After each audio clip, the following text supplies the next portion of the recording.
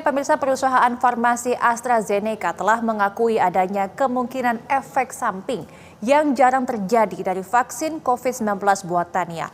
Kementerian Kesehatan mengklaim tidak ada efek samping yang dilaporkan masyarakat di Indonesia setelah divaksin COVID-19 yang diproduksi perusahaan tersebut.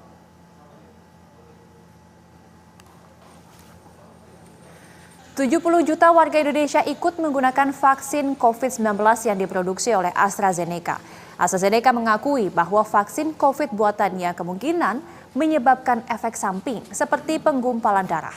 Hal ini terungkap melalui dokumen pengadilan yang menyoroti klaim bahwa vaksin ini dapat menyebabkan kematian dan cedera serius termasuk sindrom trombosis dengan trombositopentia atau TTS.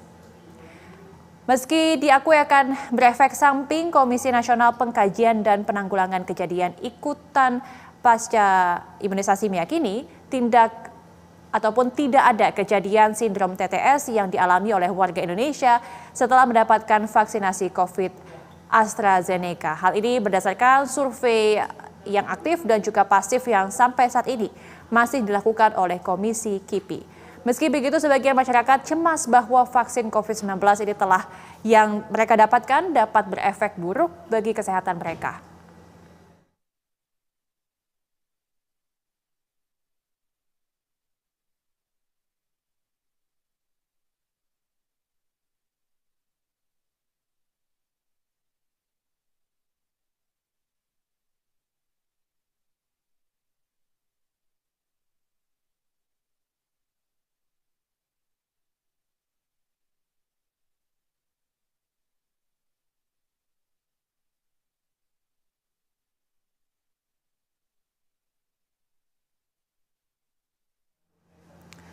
Ya, berdasarkan data dari Kementerian Kesehatan, ada sekitar 70 juta warga Indonesia yang divaksin COVID-19 yang diproduksi oleh AstraZeneca. Kementerian Kesehatan percaya tidak ada efek samping dari vaksin ini di Indonesia.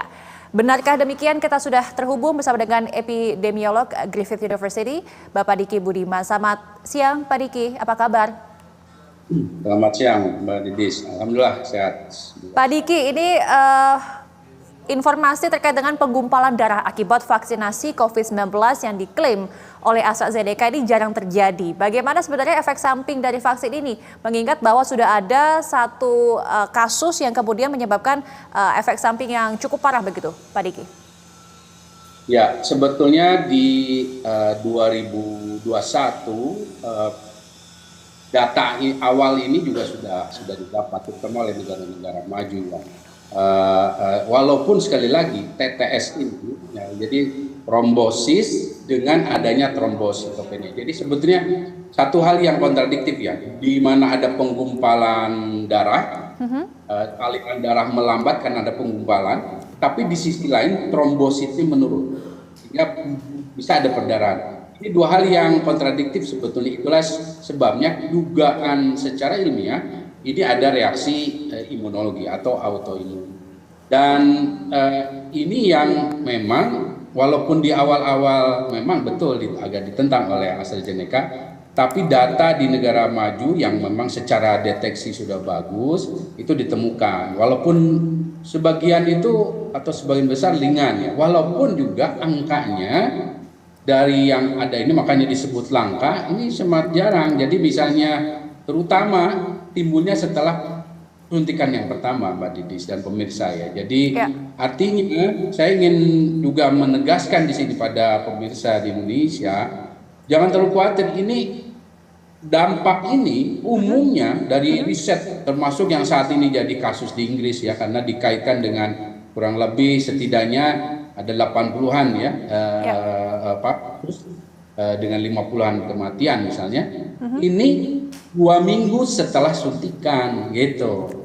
Jadi kalau sekarang bicara 2024 ya udah bukan 2 minggu lah, udah lama sekali. Artinya jangankan sekarang sudah bertahun-tahun, pasti jelas risikonya sudah bahkan bisa dikatakan sudah tidak ada.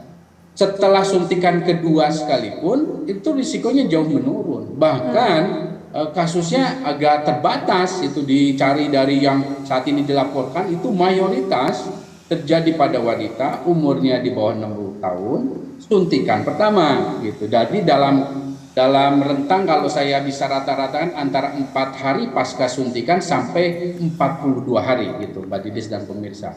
Artinya kalau bicara saat ini ya pemirsa, kita nggak usah khawatir, sudah lewat itu semua gitu. Gitu. Ini yang perlu difahami oleh terutama masyarakat. Oke, jadi artinya tadi yang disebutkan oleh Pak Diki adalah yang kasus-kasus yang terjadi di Inggris ini sebenarnya efek samping yang didapatkan adalah mereka yang mengalami atau memiliki autoimun, begitu apa benar? Mereka artinya ada reaksi autoimun akibat kaitan dengan pemberian vaksin itu. Betul, tapi angkanya sedikit, jadi 8 dari 1 juta gitu. 8 kasus dari 1 juta. Itu pun sekali lagi dalam masa 2 minggu rata-rata pasca suntikan pertama gitu.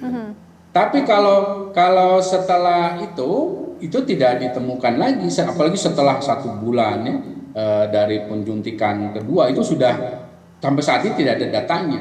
Itu juga yang ditemukan bukan hanya di Eropa tapi juga selain di Inggris tadi, tapi di wilayah lain terutama di negara-negara maju gitu.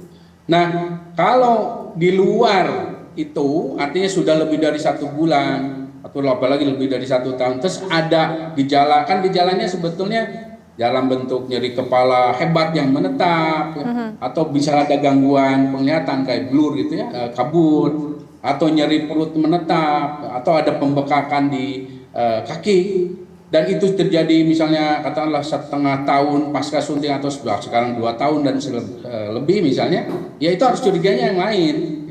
Ada bicara mungkin ada pemberian obat seperti heparin atau ada kondisi yang lain yang ini sebetulnya kalau dikaitkan dengan vaksin sudah sangat amat lemah gitu atau kecil sekali kemungkinan, atau bahkan bisa dikatakan tidak ya, karena sudah jauh lama sekali.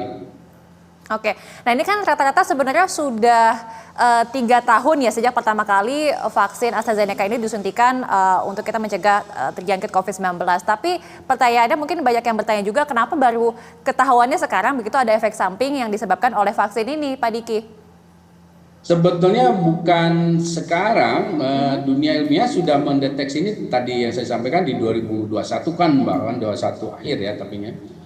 Namun selain kasusnya masih sangat sedikit karena langka itu, ya secara eksplisit masih ditentang juga oleh AstraZeneca gitu.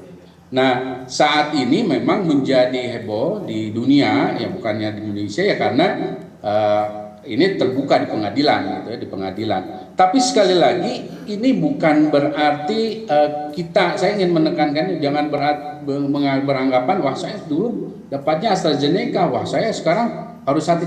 Ya jaga kesehatan aja, karena saat ini sekali lagi karena sudah pemberiannya lebih dari 1 bulan tadi, risikonya kecil. Risikonya sudah bahkan bisa dikatakan hilang gitu ya. Walaupun tetap hidup sehat itu menjadi penting gitu.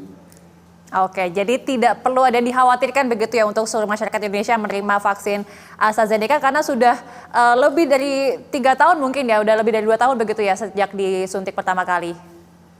Dan satu lagi juga Mbak Didis dan pemirsa ya, ada anggapan dan pertanyaan juga ke saya bahwa wah saya jadi pertanyaan nih, karena setelah disuntik vaksin COVID, saya jadi sering sakit ya, saya jadi merasa gampang sekali kalau ada sakit. Sebetulnya untuk diingat bahwa COVID-19 itu virusnya, coronavirusnya itu menyebabkan ada gangguan dalam sistem pertahanan tubuh. Apalagi kalau sudah terinfeksi lebih 2 kali atau apalagi sudah lebih dari 3 kali. Artinya dia akan, riset sudah menunjukkan dia akan mudah sakit gitu. Tidak ada kaitan dengan vaksin. Apalagi sekarang ada juga isu ya, sorry saya dikelirkan ya di sini ada isu ini di vaksin ini, vaksin COVID ini ada virus tertentu ya, termasuk di heboh virus HIV misalnya. Nggak mungkin gitu, karena apalagi HIV dia harus ada dalam darah ya, sebar. Ini adalah sekali lagi vaksin adalah produk biomedis yang standar keamanannya dan standar efektivitasnya sangat tinggi gitu. Jadi tentu ya tidak sembarang, apalagi ini bicara apa yang dilakukan pemerintah kan atas rekomendasi WHO juga. AstraZeneca itu masih dibuktikan sampai sekarang, termasuk oleh CDC Amerika. Jadi sekali lagi manfaatnya tetap jauh lebih besar daripada dampak.